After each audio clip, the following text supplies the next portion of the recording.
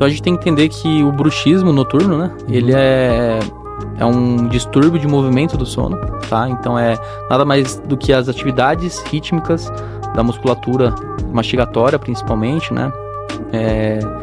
E pode ter durante o sono tanto bruxismo tônico quanto fásico ou tônico-fásico, né? Essa mistura. Então, ou ranger ou apertamento de fato, né?